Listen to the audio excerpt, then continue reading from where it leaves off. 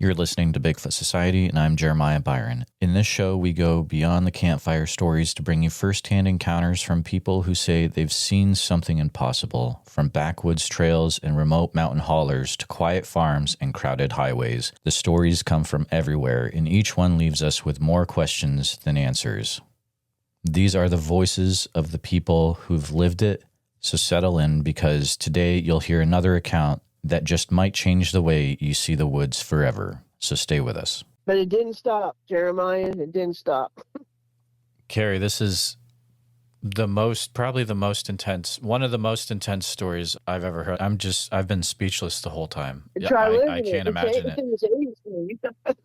And this is it Rankin Bottoms, WMA? Rankin, Rankin Hill Road. But a lot of people call it the Bottoms or Rankin Bottoms. Okay. And it's like it's on a wildlife peninsula. refuge. Yeah. Yep, exactly. That's where we lived. Yep, near the end of that peninsula, surrounded by the... Yep, that was it. Yep. Have you talked to Harley about all this? I have not. Oh. I sent him a Facebook message, but I think he gets so many from so many people. I've not been able to actually talk to him yet. I'm sure he's overwhelmed by people bullying him and people messaging him left and right, but I have not. I have reached out to him, but I have not. But I would love to be able to talk to him one-on-one and compare some of these things and encourage him, because I got attacked too and bullied in the beginning, viciously attacked. And you do have to have some tough skin. I guess when you get older, you just get to the point where and I tried to encourage him on his Facebook. I sent him something and I said, Harley, it doesn't matter what people think. And he believes in God too. I heard him say that. And I said, you believe I said, you know what you saw. God knows what you saw, and you know it's the truth. So it does not matter what other people think or believe. You know it's the truth. So you just need to keep speaking what you're speaking. It doesn't matter what other people think. You answer to one person, your God and yourself, and that's all you need to worry about, nothing else. He needs to just ignore those other people, because they want to shut you up. They don't want... Think about it. If the truth really got out there, what if... I don't know what these things are. They didn't answer me. What if they are Nephilim? Do you know how... What if they're not? What if there's some kind of military... Do you know how much that would change all the national parks? That would just pretty much... probably wipe them out, and all the money the states get for the national parks.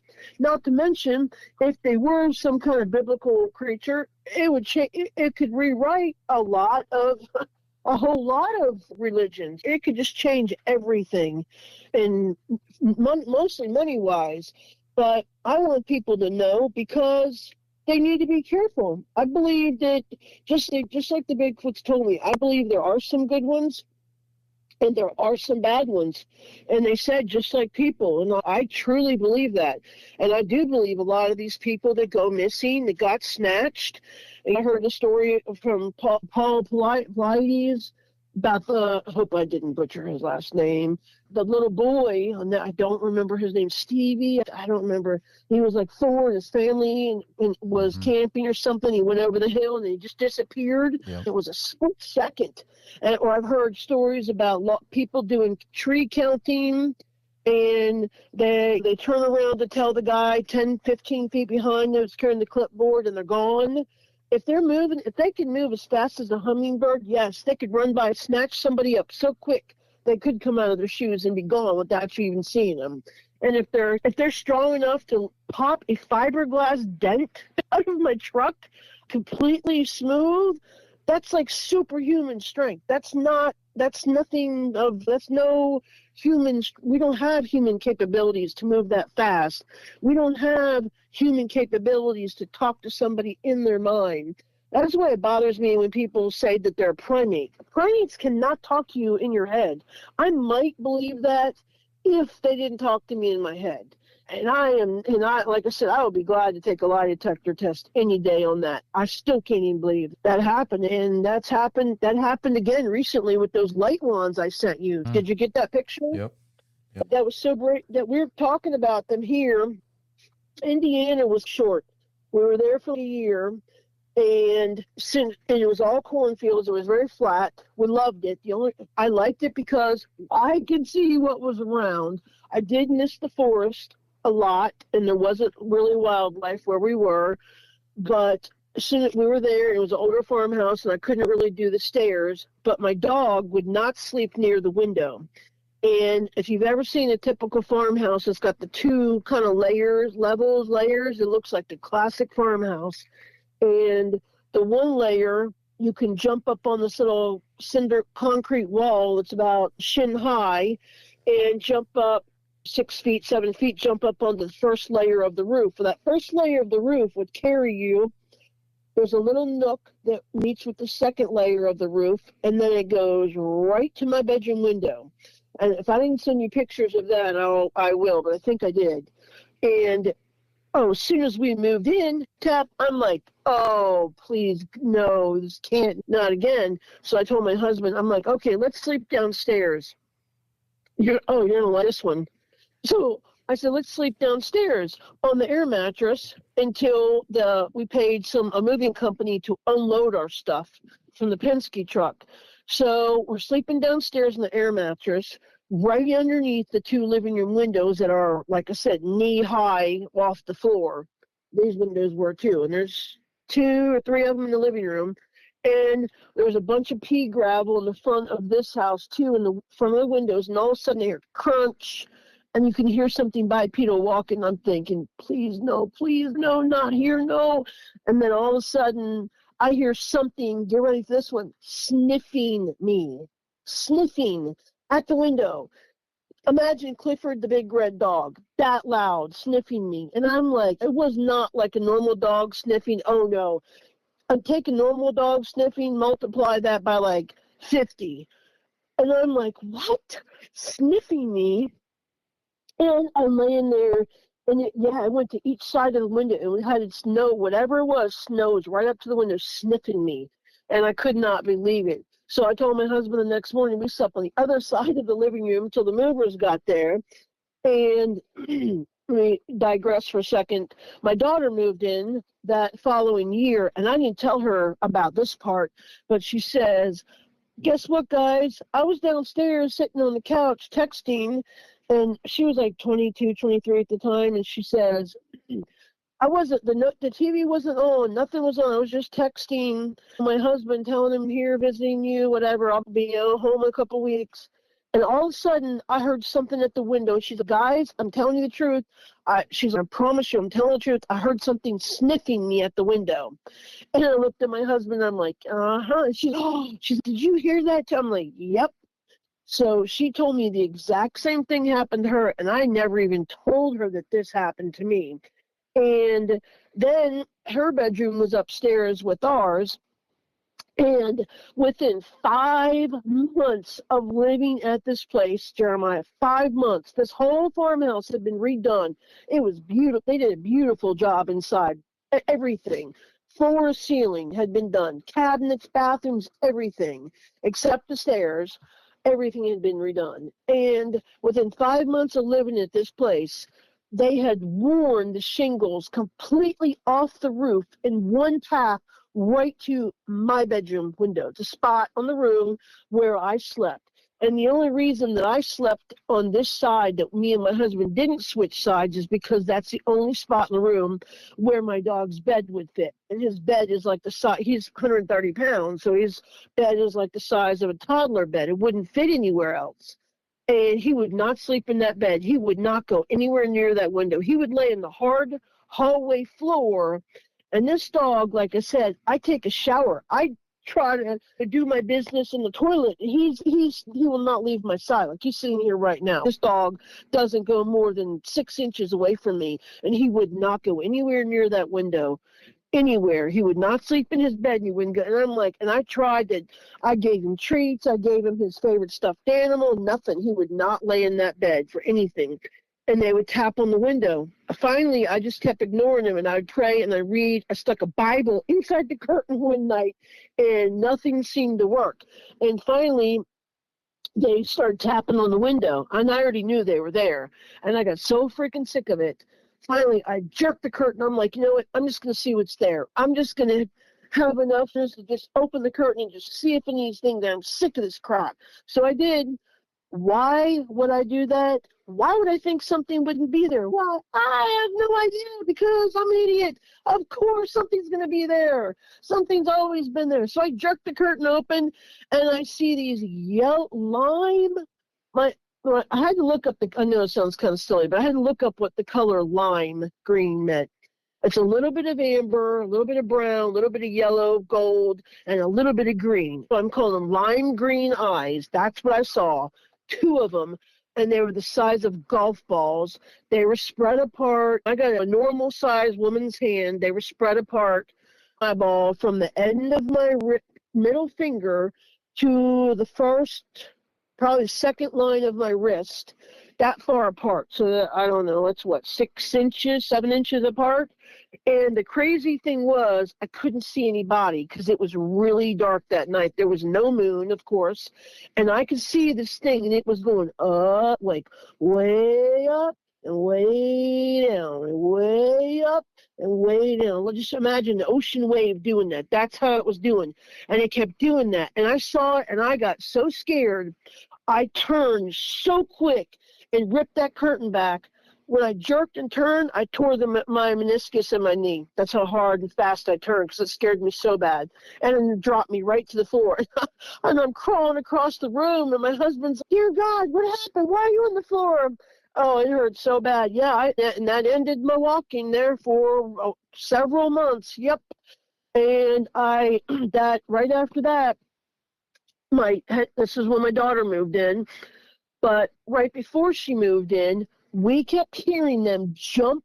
They almost sounded like they would run and leap onto the roof and run across the roof, and then jump off all night long. All night long they would do that. And we just kept thinking, I'm like, okay, maybe it's a bird. I'm like, how can a bird be that heavy? Maybe it's this. Maybe there's nothing else it could have been. There was nothing around. Where this house was out in the middle of nowhere, like I said. The more remote you live, so do other things because they don't want to be seen. So where are you going to go if you don't want to be seen as remote as possible? We like remote too because it's quiet and you get away from the crazy of the world and you can have your own little piece of heaven, so to speak, and have your own little serenity and not have to deal with neighbors fighting or the cops or shootings or whatever craziness of the world going on. So they kept jumping on the roof and running across. And that within 5 months, we had to turn an insurance claim in on our house, $18,000 insurance claim for a brand new roof because they literally tore the shingles off the roof in one path. When the roofers came out, one company came out and they saw it looked like a melted in half of a dog footprint, not a Bigfoot, like a dog footprint. And I don't know that these were Bigfoots. So I said, they were like, "Why'd you have your dog on the roof?" I'm like, dude, like, how am I going to get my dog on the roof? And why would I put him on the roof? It's the middle of summer. That's the craziest. I didn't do that. And they're like, "Yeah, we discussed it. We're not going to take this job." And they split. And I'm like, okay. So we called another roofing company. And they were like, "It's weird that there's a path, just one path directly to your window or this one window." And I'm like, "Yeah, that's where I sleep." And they're like, "Why are you guys running it back and forth across here, your kids?" I'm like, my kids are grown. And I'm like, nobody's running across the roof. And they're like, "The rest of the roof was fine. This part is the only part that's worn down. It's a direct path." And I'm like, I don't know what to tell you. I'm like, what do you want me to say? So now, our house insurance is sky high because of that $18,000 claim for a new roof that had to get put on. And I took pictures of that half of that melted print. It was melted into the shingle. It was crazy. And then I took pictures of where the path was tore down, like worn off. The shingles weren't, and they said that they couldn't just do one half. They had to all match, so they had to replace the whole roof. That's why they had to do a whole new roof. They can't just, and they didn't have those shingles anymore. So when my son-in-law came to visit, I was telling him about it. He's a big guy. 6'6", 260, 70 pounds. And he's about 25 24, 20, 26 now. And I told him, and he was just looking at me like, okay. And he's looking at my daughter like, your mom's crazy. And she's looking at him like, I told you. I don't think she knows what I think she believes I saw something, but because she knows, anybody who knows me, anybody, including my friend Angela that told me about you, they know that I tell the truth. Like I tell it like it is, even if it's hurts your feelings. Sometimes I'm too blunt, but I just try to be honest as I can be. And if I don't know something, I'm just going to straight up say, I don't know. But I told him about it, and he came and he vaped, and I'm like, we don't smoke or we don't drink, so don't bring any alcohol in the house if you drink. And I said, if you vape or whatever, just please don't do it in the house. So he went outside to vape. It was like 10 o'clock. We were asleep. And he comes upstairs and he's knocking. Our bedroom door was open. He's tapping on the door.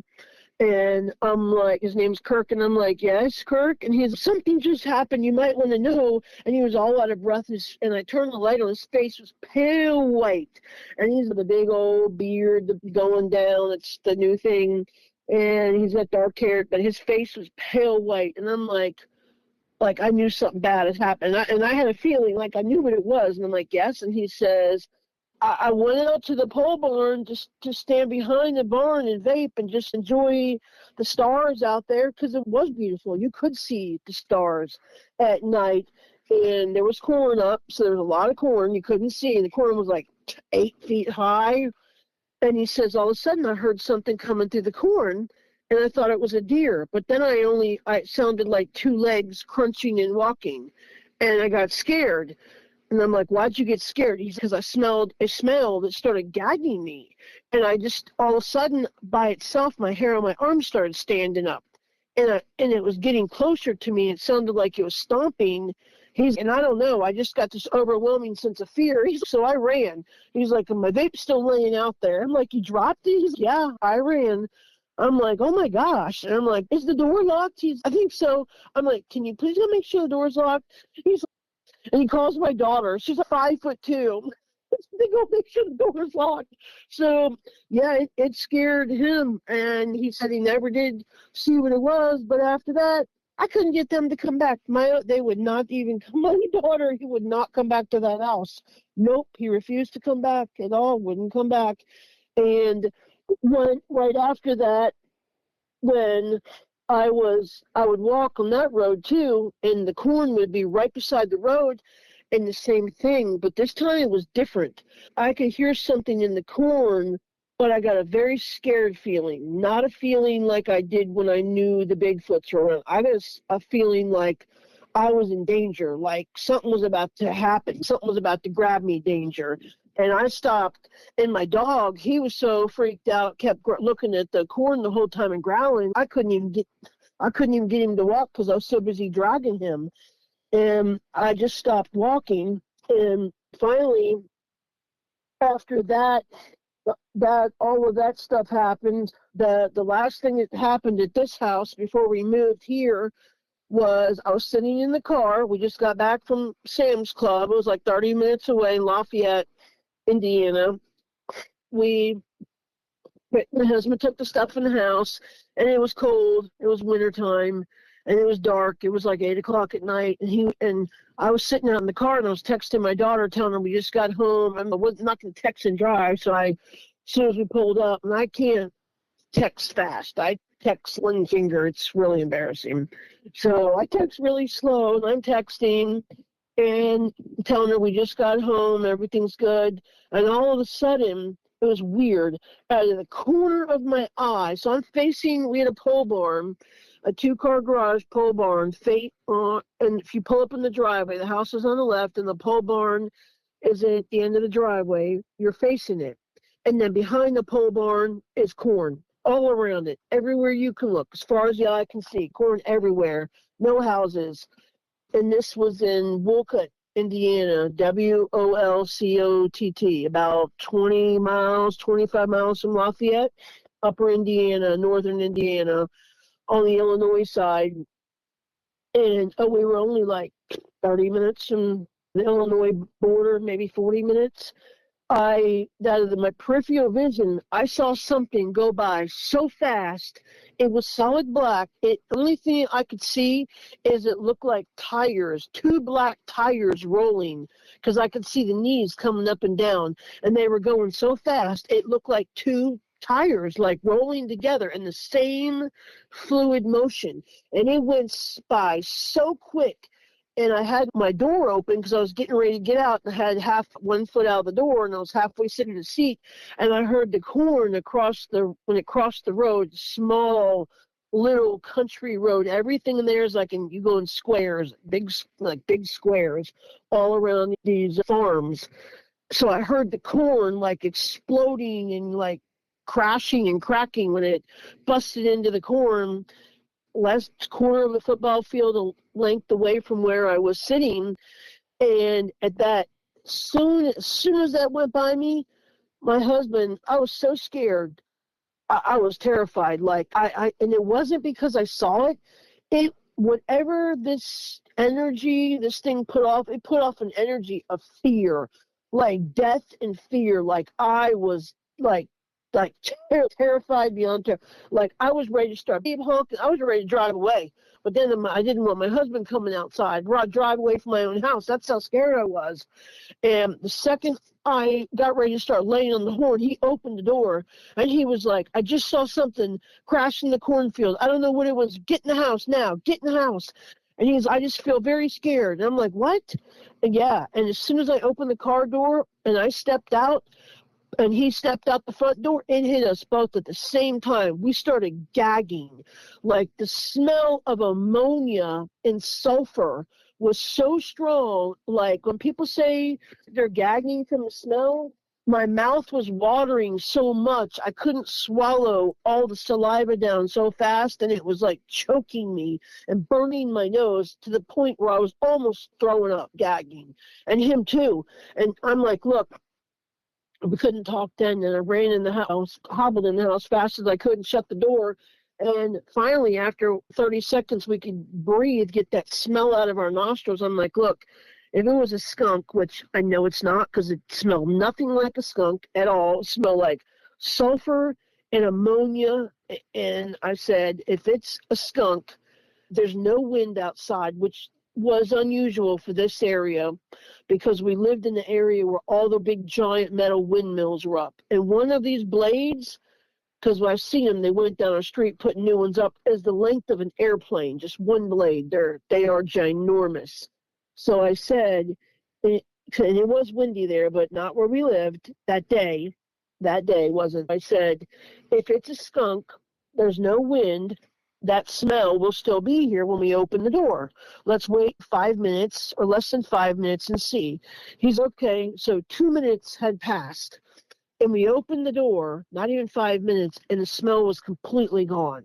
So if it was a skunk or some animal, why would the smell be completely gone? If you hit a skunk, the smell lingers for like weeks. It's like the smell, like it stays in your radiator. Like you can't ever get rid of that smell out of your nose. It doesn't go away in 2 or 3 minutes, not completely away.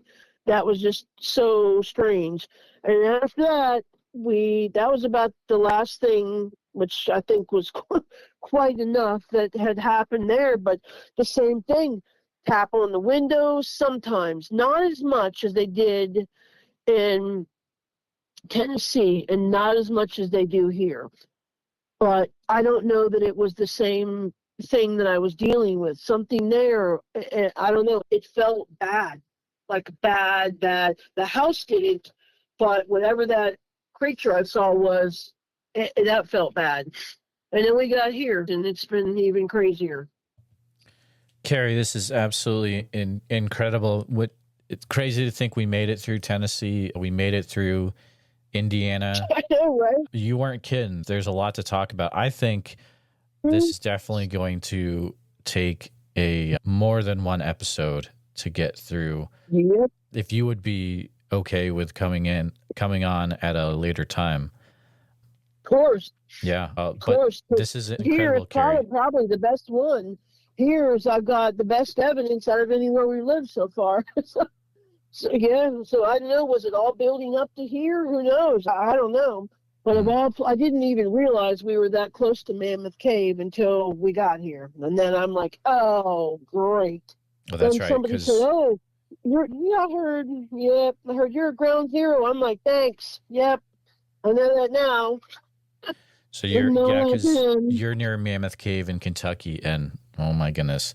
And we have a cave in Jeremiah. We have a cave on our property. 2 of them. Goodness. 2 of them. on the property. Yep.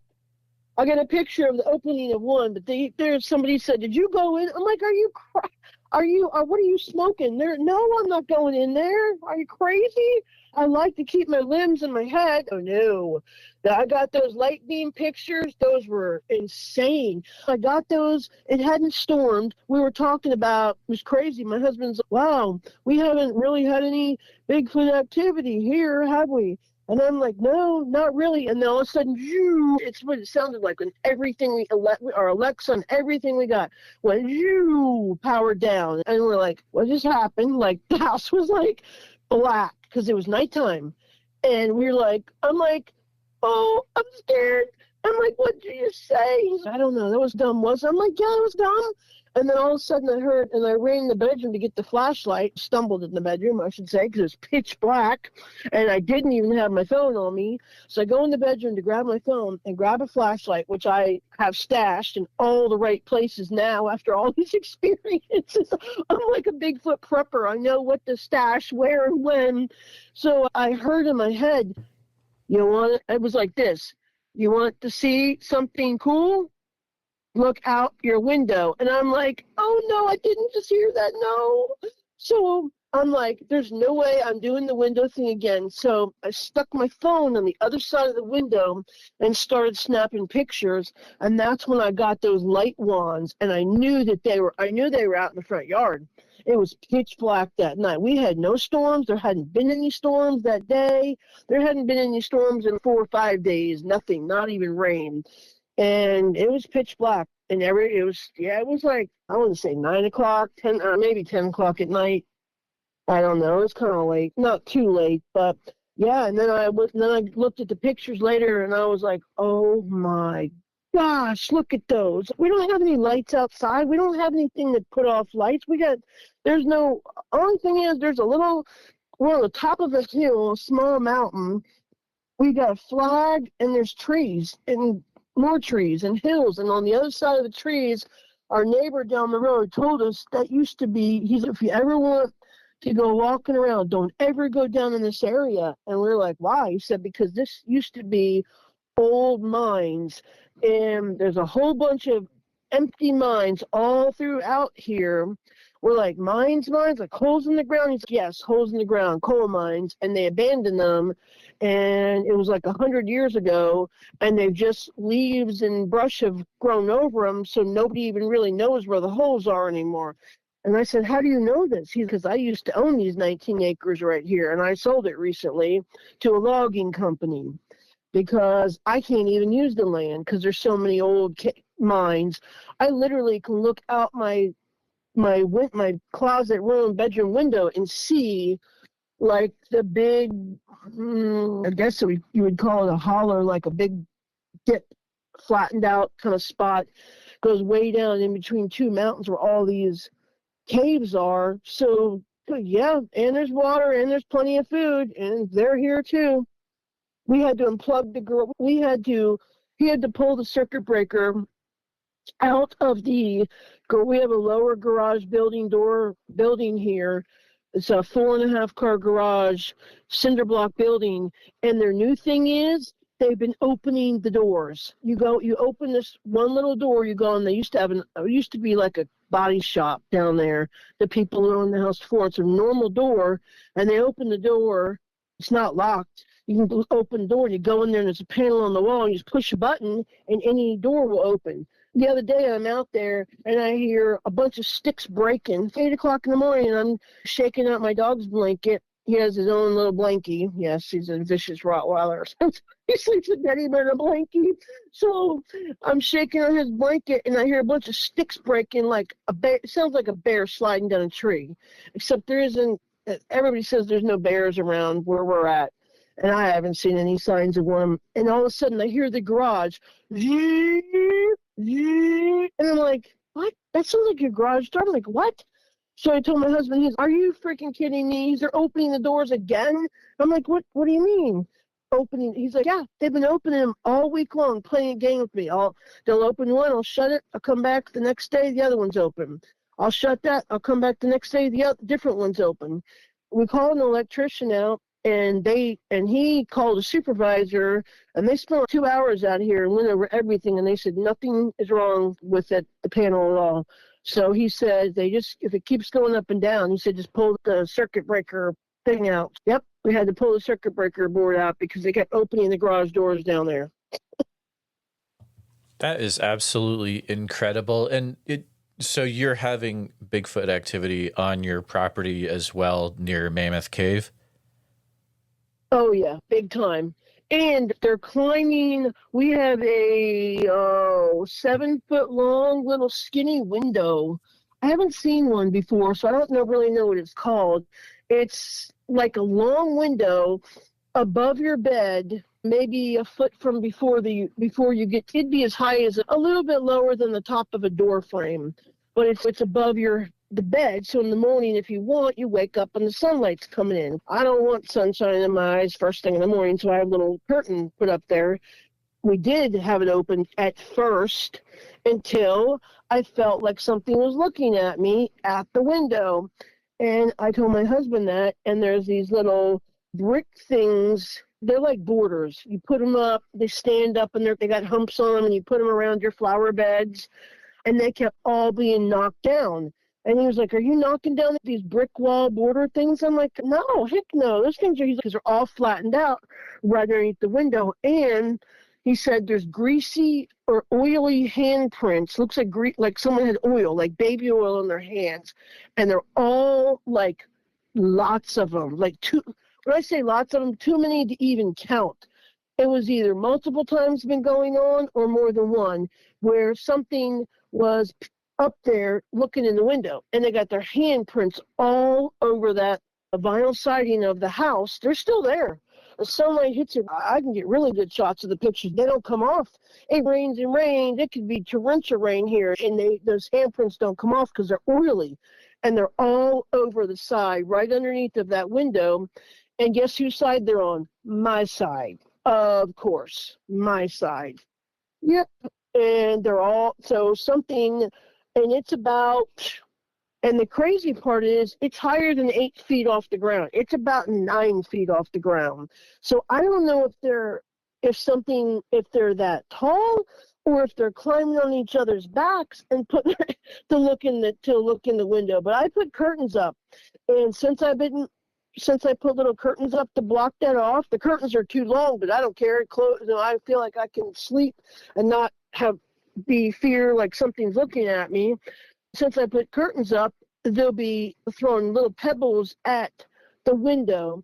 And the same thing with the back deck. Dogs can't even go out there. They can't even go out there at all. Right after we moved in, it was like they let us know, hey, we got you here. We know you're here. As soon as we moved in, end of November, 1st of December of last year, and the first week of January, and I thought turtles hibernated.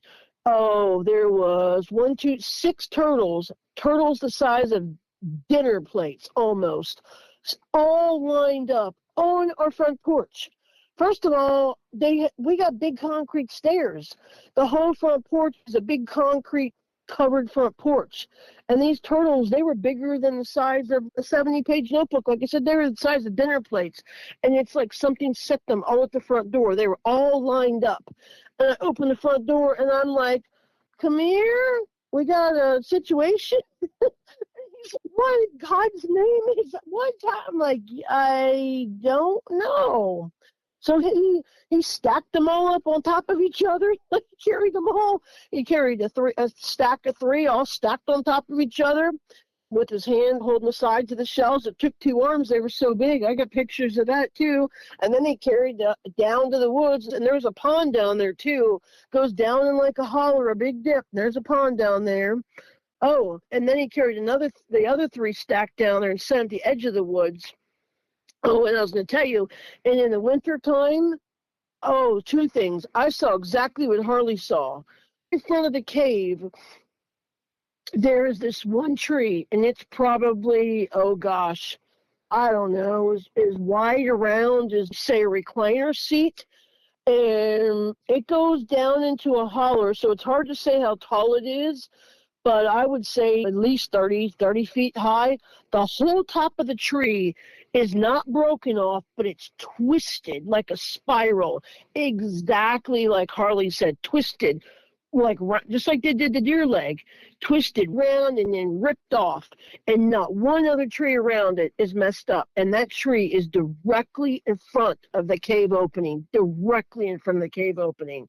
And I got pictures of that too. I got pictures of the cave opening in the winter and the tree. We were trying to find a church to go to since COVID. We've been having it at home, and that we kept hearing this bell ring. And finally, we found a church that's literally right, like you could see it from the end of our driveway. How convenient. We could walk there if we wanted. And we were going to the church, and my husband's, oh, look at that tree. He's, oh my God, it was so white. You couldn't miss it. Like it just happened.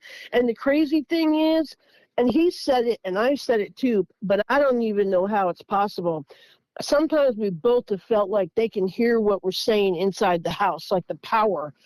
They've done that to us in Tennessee. They did that to us, and they did it to us here in Kentucky. And like, how can they hear what we're saying inside the house? But they did. And we were just talking about getting close to the cave. This is wintertime. It was still cold. Getting close to the cave and not going in it, and maybe shining a light in there with our big handheld light, and then zooming up with our phone and taking a picture. Definitely, we agreed not going in there. And as soon as we talked about that, the next day on the way to church, that's when we saw the tree, the whole top of it, like twisted. But no other tree around it is messed up. And there's trees all around it. It's in the middle of the forest. I can see why the Bigfoots here would be totally ticked off. I can tell you right now, it's upsetting to me. They logged the bejesus out of here. We counted a daily during the day, and I don't even know where all these trees are coming from. There's a log truck. We've seen 10 log trucks go by almost every day. And one day traffic had stopped because they were doing road work, 60 trees on it. And these trees, oh my gosh, they're probably as big around as a recliner, one tree. And there's 60 of them on there. Now imagine 10 of those a day. That's 600 trees a day. And we see at least 10 logging trucks go by every single day, Monday through Friday. They are logging I don't even know how there's any forest left here. I really don't. That's why that's why they would hate us, because we're tearing down all their forest. Absolutely. I didn't know that the logging was that bad. That's a lot of logging. Are you actually inside the state park? No, we are not. Okay.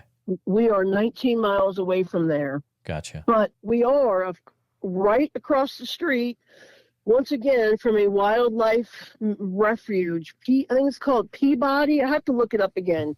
I think it's called Peabody State Refuge or Peabody Wildlife Management Refuge. The road is like half a mile away from our house, if that. I think it's called Peabody Wildlife Management. But it goes we drove down the road, and it's right across the street from our house, and it goes a long ways. All way, way back in there. And there's no houses, and there's nothing. But you can drive down through there. Gotcha. So we're talking about Western Kentucky then? Yes. Okay. Yes. Have you have you had any visuals of Bigfoot around your property this time? Yes. One of the garages in the back, the people we bought it from had a body shop. In the last garage, they didn't put a top on it. So it's all cinder blocked walls, wall in the back, Oh, this is the other thing. Yeah, wall in the back, wall on the side with the window, and then a big bay door, but they didn't put the bay door on it, and they left the whole pallet of cinder blocks out there because they sold the house. They were going to make it a spray paint booth, I guess, for auto body shop. So okay, let me back up before I tell you this, because this goes along with it. The house has a metal roof. The metal roof, I guess at some point had gotten painted. It used to be red. I don't know if it was red before it got put on and they paint it to protect it, or the owners, I don't know. But anyway, this half of the fourth bay, it's lower into the ground because it's like we're on top of a hill, and it's like they cut a chunk out of I call it a mountain, but here they're called hills. It's a mountain to me. We're on a mountain. It's like they cut a chunk out of the mountain and put the house here to flatten it out. So the garage back there, the fourth one kind of goes down a little bit. So anyway, part of it is a cinder block wall you can stand on that's, I don't know, 5 feet off the ground. I can't climb on that because I'm only 5'6", but a Bigfoot certainly could, or something. So anyway, you can climb on that and jump right on the roof. All parts of that corner of the roof have started getting torn up. It looks like scratch marks on it, like something running up and down it. No other part of that roof except that part. Do I know for sure they're doing it? No, but we just bought the house 7 months ago, and it was fine. And now all of a sudden, the exact same thing is starting to happen again. That whole section is all getting torn off and ripped up.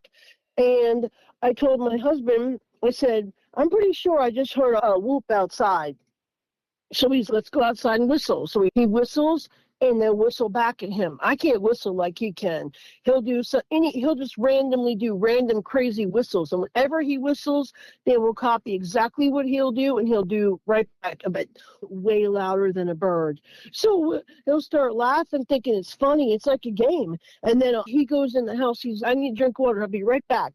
I gotta wet my whistle. Get it? And I'm like, oh my gosh, that's so dumb. So he goes in the house, and I'm standing there, and I'm just like waiting, and and it's a deck. It's a long deck, 40-foot long deck. Some of it's covered, and part of it's not. So I'm standing there in the sun, just looking at the part of the garage that doesn't have a top on it. And all of a sudden, I see this face pop over the wall, and I saw its face in daylight. I actually saw its face, and it wasn't as scary as I thought it was going to be. But it peeked over the wall and saw me, and it was crazy because it went I see why they don't get spotted, because they don't do quick jerky motions. They do very slow, fluid motions, up or down, or they don't do something quick to catch your attention, your peripheral vision. It went straight up and popped its head over real quick over the wall and looked dead at me. And I was like, and I was looking right at it, and I thought my heart stopped.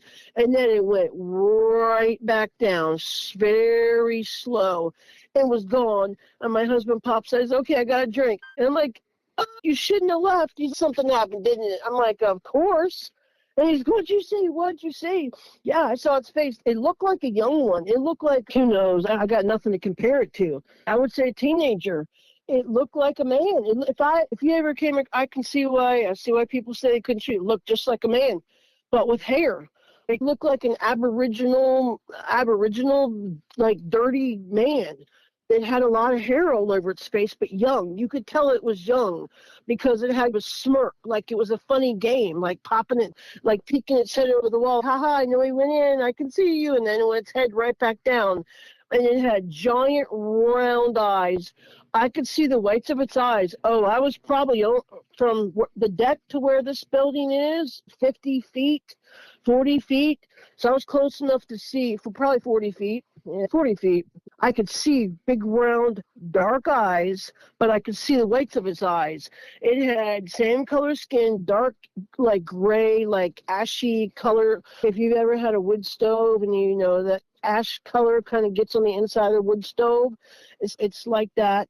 I didn't see hands. I just saw shoulders, and the shoulders were smaller. I did see a little bit of a neck on it.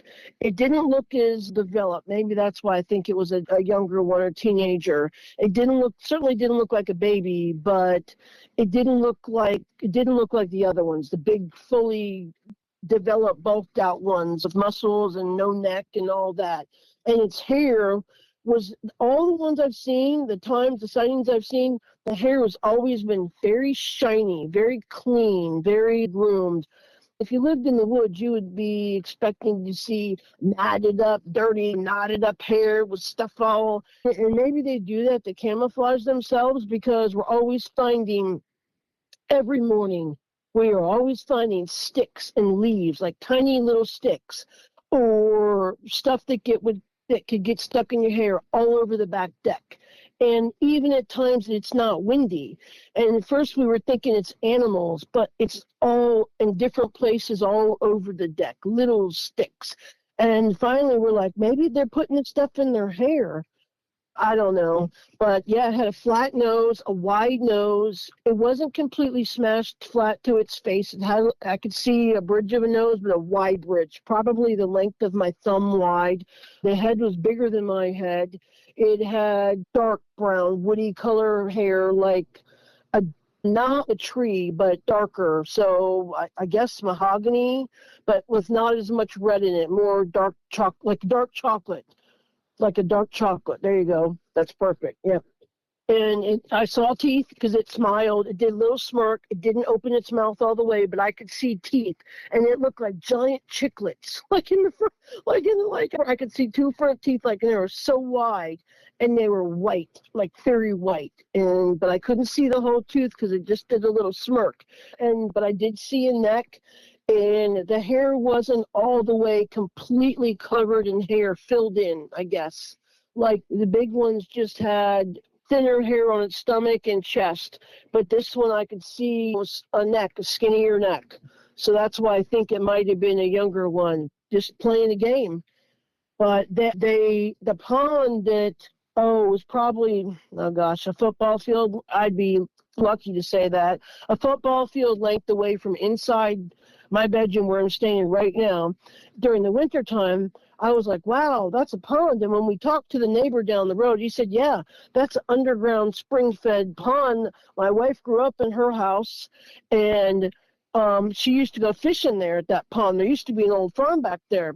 So I got ready to ask him. I said, has there been anything strict? And he's cut me off right there. He said, nope, nothing. Nope, nothing happens around here. Nope, nothing. No, nope.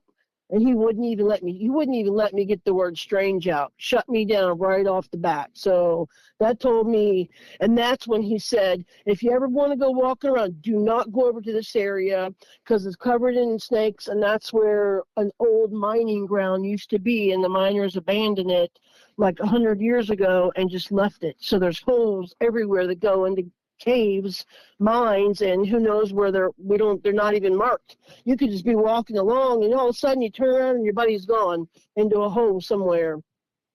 But when I saw the pond during the winter, we walked somewhat close to it, and then all of a sudden I told my husband, I said, stop. And he's, what? I'm like, look at that. It looked like, okay, the best way I can describe it, when people get married, they have the little wedding trellis looking thing, and it's got flowers completely covering it, goes all round, like rounded from one side, goes over the top and goes all the way down the other side.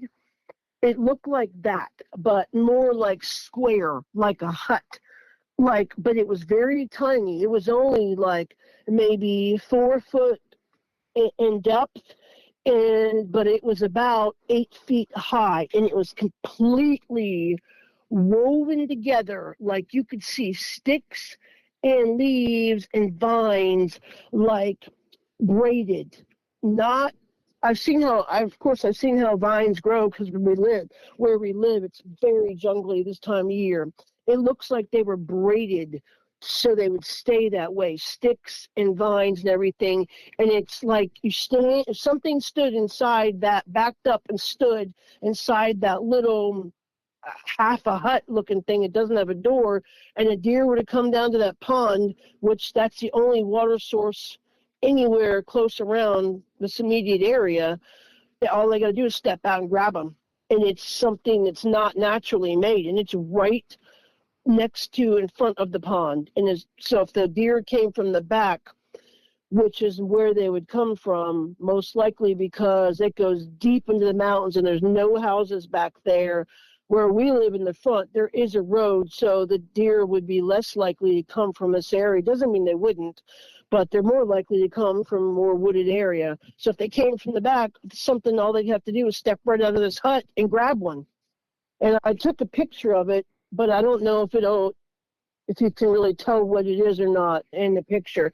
I've got a phone, so if you looked at it on a computer, you might be able to do that. Oh my gosh, this is when we first moved in this house, the lady told us, she says, okay, I don't want to freak you out, but I used to have chickens, and we had a chicken coop back there, but my chickens kept disappearing, and I kept going through $40 worth of chicken feed every week. I haven't had chickens, so I don't know how much it costs to feed them until I looked it up. My sister has a farm, and I asked her, and she's, no, that's way too much. And she said the chickens kept disappearing, and every week I had to keep getting new chickens or trying to find new chickens to get and feed. And finally, I just gave up on it because it became ridiculous. And she says, I had a deer feeder out there on the tree right out middle of the yard is fenced in. She said outside the fence, but the deer feeder kept getting twisted around and all the food was gone, the deer corn. And I couldn't afford that either, so I just took that in the middle of the yard. And I'm like, okay. I said, she got 2 little metal trash cans. They look like an Oscar the Grouch from Sesame Street trash can, like one of those, like old metal trash can with the flat lid with the handle, and they're tiny. They're like come up to maybe the bottom of my knee. And they're pretty round, maybe 2 feet around, 24 inches around. So she had those filled with chicken feed, and she kept them on the back deck. So we move in, and as soon as we move in, we're hearing, bam, bam. Well, behind our house, there is a lot that fixes all the school buses and snow maintenance vehicles and stuff like that. It's just a guy that owns a business, and he just fixes these on the side. And it's not like a full-time 24-hour big business. It's just a couple of guys. We thought that it was them. And then it amped up. Then we realized it was something banging on the garage doors, the lower building. And then we were ignoring it. So then something started banging on the roof of the house, super loud. And we were ignoring it. And then I said, one night, I think something's picking those trash cans up right on the back deck. Our bedroom has 2 French doors on it, which I don't like. I wish it was a wall. It, of course, goes right to the deck. So I said, I think something is picking up those trash cans on the deck and moving them around. He said, it's probably a raccoon or something. I'm like, I don't think so. It sounds like they're being dropped, and it's pretty loud. So it's gotten, wherever we live, it's so bad. He sleeps with 2 pillows up against his ears just so he can sleep. Otherwise, we can't sleep. So then all of a sudden, we heard the sob, bam! And the next morning, the trash can was dented, like a big dent in it, and a print. I'll send you a picture of that one. I don't think I sent you a picture of that one. Dented in half. Like something just pushed down on it and just dented it. It was weird.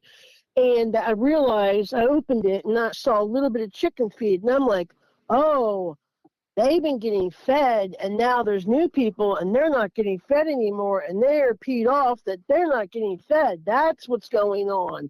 So we weren't feeding them, and then it got more aggressive. So then the next night, the roof that's covered, the metal roof on the back deck that's covered, stops right at where our bedroom door, our French doors are to our bedroom. So that's 5 feet from the bed, that metal roof, literally 5 feet higher, so 10 feet. Then all of a sudden, 3 o'clock in the morning, we hear the garage door saying, bam, all night long, Jeremiah. They would bang loud all night long. There's nothing and nobody around that would be banging all night long. Nothing. Nobody, nothing. That loud and that close. So then all of a sudden, 3 o'clock in the morning, we hear this bam, so loud. Have you ever seen a cat get scared and it jumps straight up on all fours? That's what I did, except in the bed. My whole body just boom, came right straight up out of the air in the bed. I swear I thought I had a heart attack. It hit the roof so hard, it dented part of the roof in. There's a big, like, 2.5 foot dip in the roof now where it goes way down, probably 12-inch dent in the roof now, right over, like right next outside our bedroom room, to dent it in, bang, to get our attention. And finally, I got so mad, I stuck my face, I was not opening that door, I stuck my mouth up to the door, and I'm like, "Wait, I'm not feeding you. Get out of here, in Jesus' name, get out of here." I said, "Get out of here." Yeah, and I told him, I said, "Stay off our roof. You're tearing it up. You tore off the other one. Stay off the roof." And now you're screaming at the woods again like a nutcase. I guess it's a good thing there's no neighbors seeing me screaming at the woods. They probably have me committed, but yeah, they've been banging and banging. The banging has just eased up, and that's when they went to the garage door opening thing. And since he pulled the circuit board out, or the breaker box out, or whatever he pulled out, something to do with the breakers, like 2 days ago, or yesterday actually, as a matter of fact, I don't know what their next thing is going to be. That's why I was afraid to talk to you at nighttime, because they come right up close to the house at nighttime to almost hear what we're saying. Just, oh my gosh, I forgot. The guy from Clay County, I cannot remember his name, you had on him. He said they're outside watching me right now, listening, and they ripped the whole, yes, they said he ripped the whole kitchen window out. His story, I heard. And I'm like, yeah, he's exactly right. They do. It's like they come close to the house at night. I feel like we're in a fishbowl. Like we are their entertainment. We are their TV. They come close to see, what do they do? We're boring people. We go to church, or we watch church on TV, we read our Bible, we listen to Caleb. There's nothing exciting happening here. We're not getting drunk, we're not screaming and yelling, we're not shooting up guns, we're not doing fun, we're getting boring. I don't know why they find it. I don't know what it is. My husband said a long time ago when he first met, you're like a battery. You always seem to attract things and people, and you draw off, you feel it. And my sister, I don't agree with it because it's against what the Bible says, but she does it. She's actually psychic in South Carolina, and she's worked on that ability to do stuff. I have some of those abilities, not all of them. I don't know everything. I wouldn't play the lottery, stuff like that, but I can feel their energy. I would say I'm more of a sensitive and can feel energies when they're around, especially if they're good or bad. And I feel them when they are around. And I think, I don't know, certain people can feel energies, and they put off an energy that you cannot ignore. It's so strong. You just know when they're, I don't know how people can't know when they're around. It blows my mind because they're, I don't know. But like I said, those light ones I took, there was no storm. There wasn't anything. And then I went to take more, and my phone died. And I'm like, what? And I looked, and my phone was fully charged, 100% charged. I'm very neurotic about having my phone charged. Ever since all this has happened, I always want to make sure my phone is charged in case I need to take a picture or the power goes out. And when I went to get my phone after the power shut down, and I grabbed my phone, it said 100%. I ran to the bedroom closet.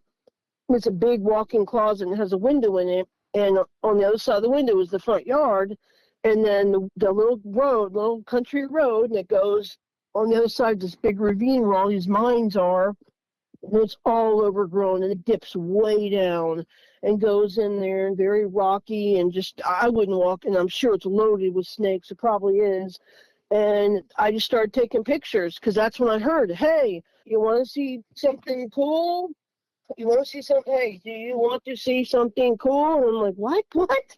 And yeah, and I knew where to go. I knew that they were in the front, so I wasn't about to open that curtain again. I did that once before and got hurt. Was not, yeah, but that's what, and I started to try to take more pictures, and then all of a sudden my phone was dead, and I'm like, it was blinking red, and that was it. It just shut down and wouldn't do anything else. Do you ever think that especially in the area that you're in right now, do you think there could be other cryptids like Dogman in that area as well? I don't think so. Okay. Not in this immediate area. And I only think that, but I don't know for sure. But I think it's mostly Bigfoots. But I don't know that for sure. There's 2 or 3 times that we've been here, and I have felt, and it may be the dad or the alpha, but I've been so terrified, and it's always been 3:30. I'll shake my husband, wake him up, and I'll just point at the wall. And I've told him, and he was like, and I'm like, and I whispered, there's something standing right, and that happened in Tennessee too, and in Indiana was at the window, but it'll come right up to the wall and stand right there, and it can hear, and it's waiting to hear some. But I felt when it comes up to the wall, and I don't feel this when they're around all the time, but with the alpha, I guess it's the alpha, it's got to be, because he puts off, and it's a he, I know it is, when he comes around to that behind the wall, oh my gosh, I literally I'm like a little girl, I want to crawl into the bed and hide. I want to hide behind, I want to cover up, and I don't even want to get under the covers and hide. I want to get out of there and hide. The overwhelming sense of fear comes over you, and it's almost like the fear factor starts happening before you even realize of what to be afraid of, if that makes sense. Hey, there's a Bigfoot out there. Then you get afraid. It's like they put off this energy so you feel the fear and the anxiety first, and then you realize that what's happening. Like, oh my gosh, why am I so afraid? And then you feel that they're standing right there. That's happened 3 or 4 times since we've been at this house, that the big one, whatever the big one means, has been right at that, standing right behind that window. And I honestly feel like it's tall enough to look in that window, and that window behind the bed, it's from to the peak in that window, it's 9 feet off the ground. Do you still have pets with you at this house? Yes, the same 2 cats and the same 2 dogs, and I absolutely will never leave them outside on the deck alone. And like I said, the deck it's pretty high up off the ground because we're on a mountain, and then the middle of the yard is fenced in because the lady before had a poodle or something to take out, and the middle of the yard is fenced in, and it connects right with that garage building. But both sides are surrounded with deep mountains. The back on the other side of the garage is deep mountains, and then I would never leave them outside alone, never. Nope. Not after how fast I've seen that Bigfoot can move, as fast as a hummingbird. They could be on that deck. Oh, that's the other thing they do. They jump on the deck at nighttime. They leap the deck, top of the deck railing, is 6 feet off the ground, maybe 7. They jump on the deck over top of the railing of the deck, and then they run across it, and then they jump across. And this one, our middle of our yard, where it's fenced in, it's like a black painted chain link fence, and it has a gate on each side of the gate. Something has been jumping over the fence, where the fence, it almost looks like if something was running on all 4s and ran. I don't know. It's got how to explain it. Okay, if you take your hand and you push on a screen real hard, and you can and then you look and see where you pushed out the screen but it didn't pop out. Does that make sense? Where it's indented outwards? Yes. That's what they've done on the fence. And it wasn't like that when they moved in, and it's getting worse. And the top of the rod of the fence that holds the chain link fence together is slowly getting more pushed down in the ground, and pushed down in the ground, and pushed down in the ground. And all the black paint now, that I'm sure it was made that way, is now all starting to just come. It's not on there anymore. So it's like I think they make a game of it. I think they run and they try to jump over the fence, and sometimes they miss. I don't know what they're doing. It's definitely getting weirder and weirder. On this new property, are you hearing any sounds that shouldn't be there? Anything that's just confusing at night, or anything that you said you heard language before, things like that?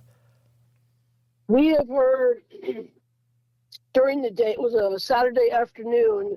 We had unpacked a bunch of stuff, and it was like 2:00 in the afternoon. We were taking a nap, and it was cool. I want to say March of this year, and we opened the living room window. In the back, it's where that garage building is, and the pond, and that big holler where the cave is. All of a sudden, we both are awakened to this, oh, whoa! And it lasted for 35 seconds. It was so long. We were looking at each other. Okay, first it's just some crazy redneck out in the woods. Maybe drank a little bit too much or stumbling around. First of all, I don't even know where he would come from because there's nothing back there. Those woods go they go all the way to Bowling Green, which we're like, 30 miles from. And it goes a long ways. And we heard that, and we were like, okay, when's it going to stop? We're just looking at each other like, when? I'm like, finally it stopped. I'm like, did you hear that? Yep, I heard that.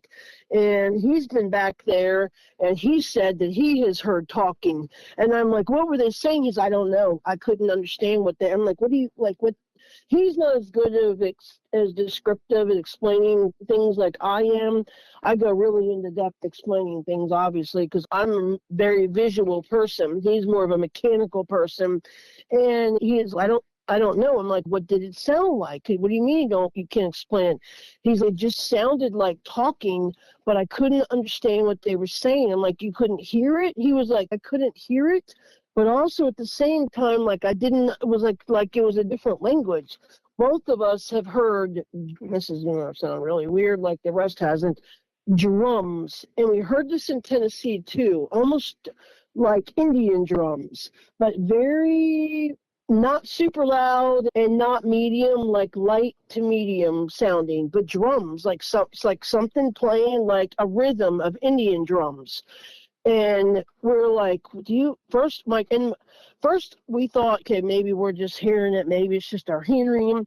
Then our granddaughter came and spent the summer with us, and she was like, hey guys, I'm hearing Indian drums. What, do you guys have a place around here where people play Indian drums? And we looked at each other like we knew it. I'm like, no, sweetie, it's just somebody down the street. I wasn't going to tell her and make her scared, but she heard it too. And sometimes it's very faint, but sometimes it's loud, and it's in a rhythm. It's definitely in a rhythm, like it's playing like an Indian drum. And we've heard that here in India and in Kentucky and in Tennessee, not Indiana. When I was in Tennessee and I was going to take that walk the day that thing, whatever it was, I guess the Bigfoot followed me, I was getting ready to get my dog on a leash. And I think I did send you this picture. There was, I don't know, I just felt like something was there. I didn't even see anything yet or hear anything. And I turned to look, and I sent you a picture of this one. Right on the corner, in the front of our house in Tennessee, the road turns like a U shape, and then like an elbow in the road, and then it goes down to the reserve. There was a water drain there, of course, from all the water that runs off the mountain, and it drains into the reserve water, the lake over there. I looked and I saw this little, like 2-foot little creature standing on top of this, I don't want to say it, so it sounds so crazy, on top of this pipe. And I happened to have my phone in my hand, and I already had it on camera just in case something happened. So all I had to do was just hit it with my thumb. So I didn't even turn away.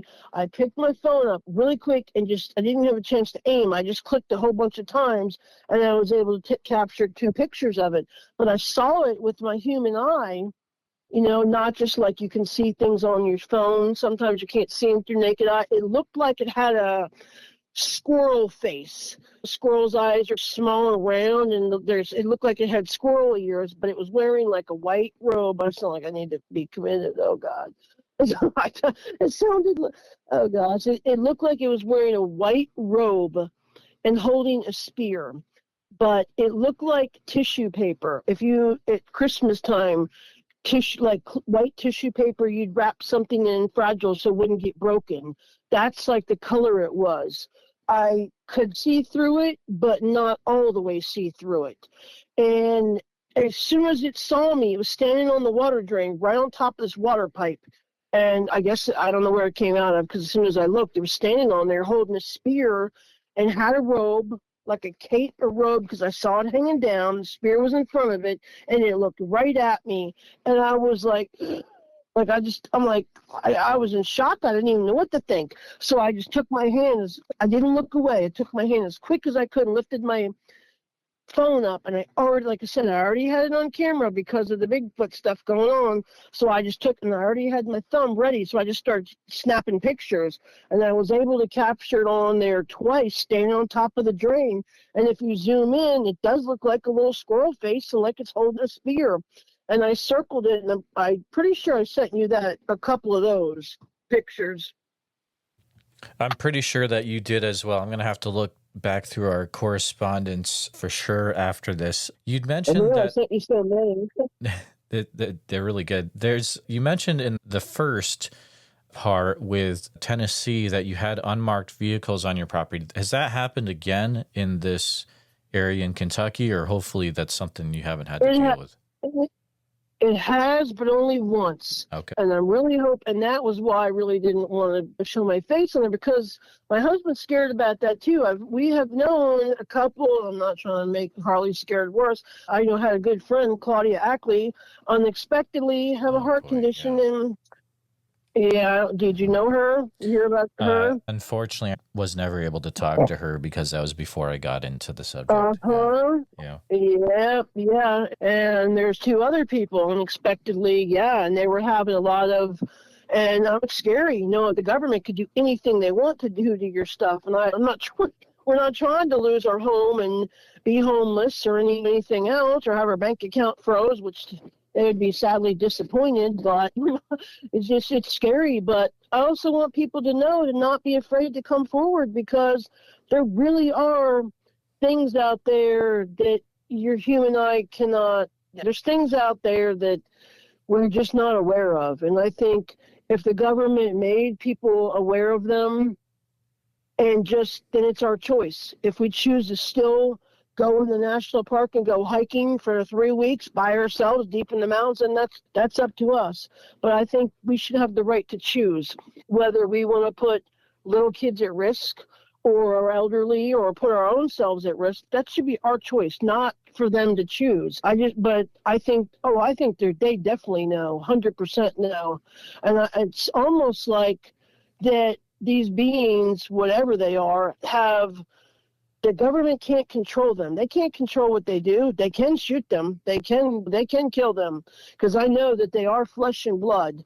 I know that for sure because I've seen them, and they've left footprints. I went to the Bigfoot Smoky Mountain Conference a long time ago. It took me 2 years to first even want to talk to people, and a couple people kept trying to get me, and I was too scared of being laughed at and ridiculed because I had been before, and now. And I heard all these people go missing. I don't want to not talk anymore, because I want people to know so they have a choice. Just be aware and be careful. And I saw something yesterday. Some lady said, it's not fair. It seems like the more that the people want to see them and go hunting them, they can't see them. And then those of you guys that don't want to see them, you're the ones that do see them. Well, let me tell you something. It has changed my entire life. It has changed my husband's life. It has changed our animals' lives. I would never go. I don't want to go kayaking anymore because I know they can swim. I'm scared to go. I used to go hiking all the time. I can't. Like I said, I got a bad knee, and it doesn't bend all the way, so I got a bad knee replacement.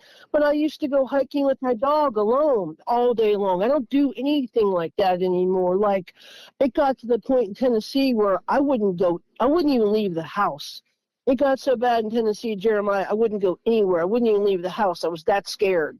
When we got out of there, because I knew there were so many of them, that I just didn't want to go anywhere. I was just scared. And now, I don't know. I feel like if they wanted to hurt me, they could have. And I just feel like my relationship is stronger with God now, and I feel like I'm protected. I just don't feel, I'm not saying they can't hurt me. I'm saying that they don't want to, because I'm not trying to hurt them. And I think if you're not trying to hurt them, I wouldn't speak for all the Bigfoots. Really can't speak for any of them, but just from experience, I think if you're not trying to hurt them and they don't see a weapon in your hand, they're not going to hurt you.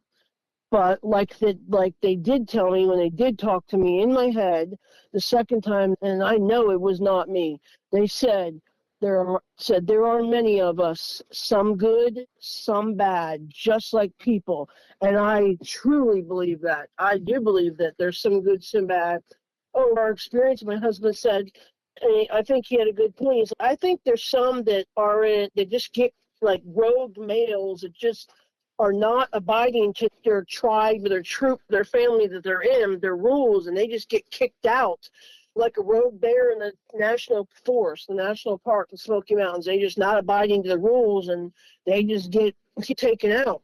And I think that's what happens with a lot of sometimes these Bigfoots, and those are the ones that are bad.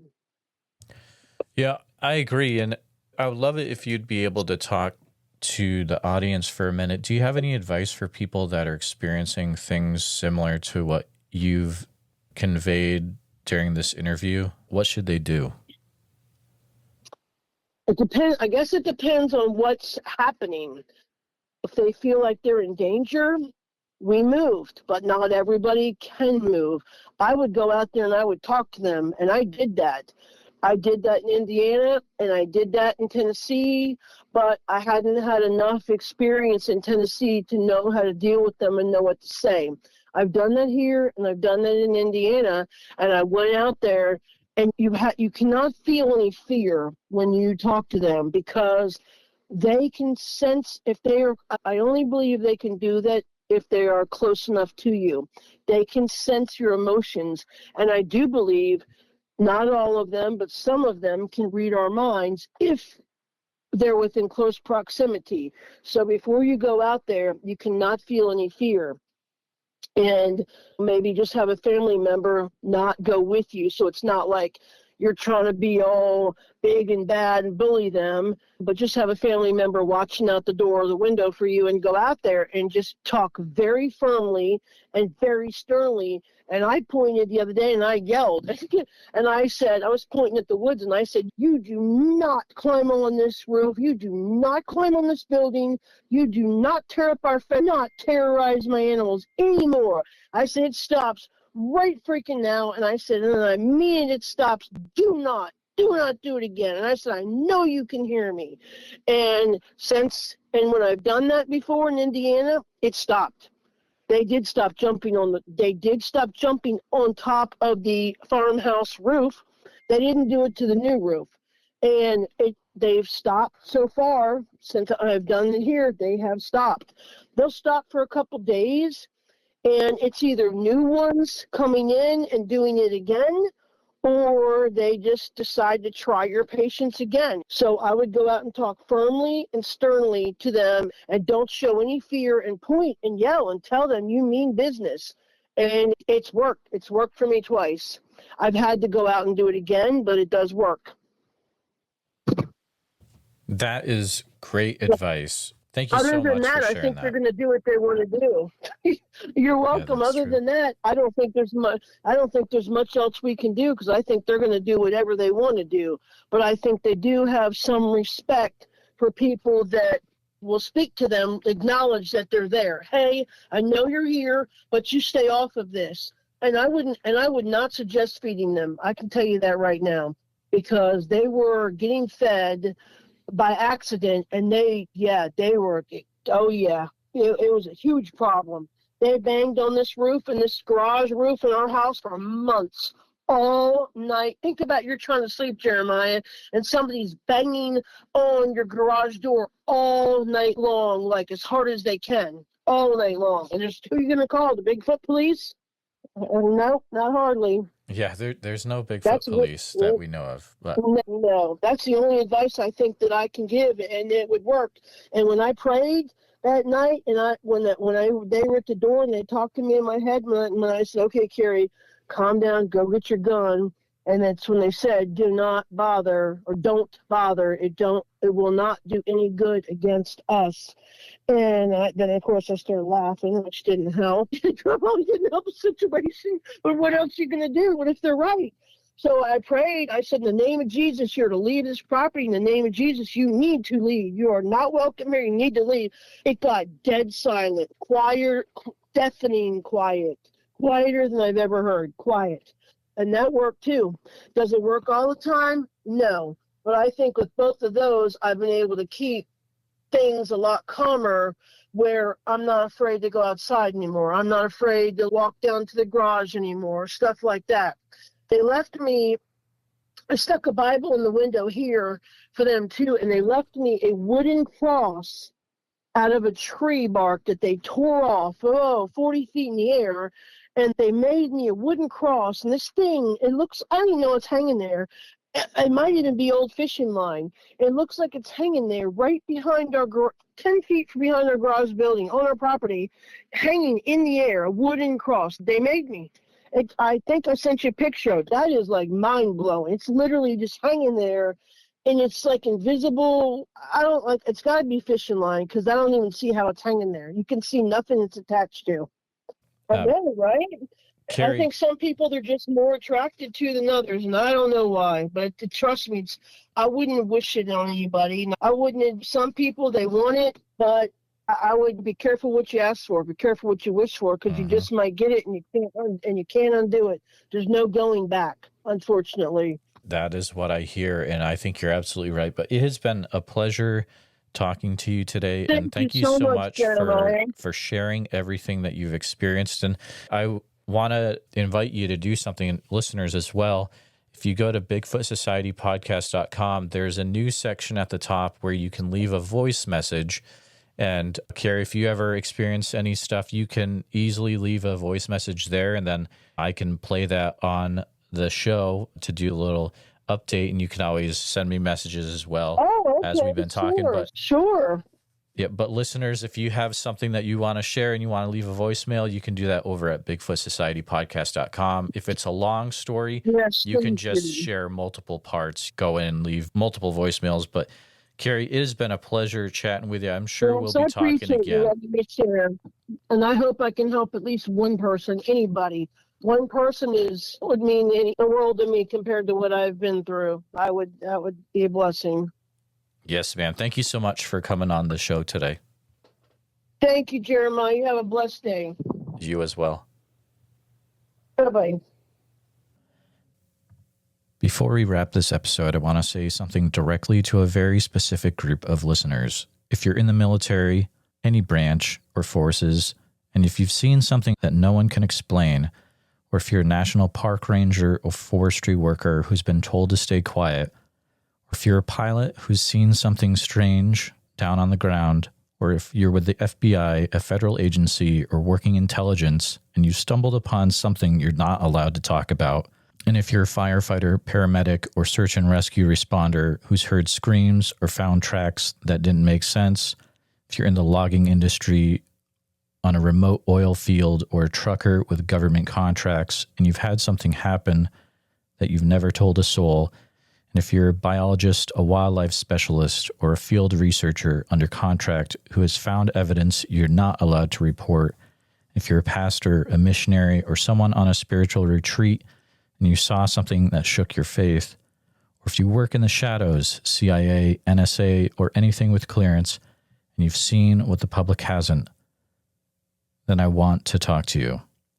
Even if it's anonymous, you can reach me at BigfootSociety@gmail.com. The world needs to hear what you've been forced to carry alone, and you're not alone.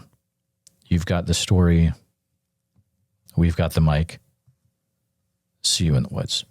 Thank you for listening to this episode of the Bigfoot Society podcast. Every encounter we share reminds us that the world is bigger and stranger than we think, and that the truth is often hiding just beyond the tree line. If you enjoyed this episode, please be sure to subscribe to the channel on YouTube, hit the bell so you don't miss the next episode, and share this with a friend who's into mysteries, monsters, or the unexplained. And if you're listening to us on Spotify or Apple Podcast, please follow the show there and leave us a 5-star positive review, because all of that helps more people discover the show. And remember, if you or someone you know has had a Bigfoot sighting, please, I'd love to hear from you. So email me at bigfootsociety@gmail.com and let's start the conversation.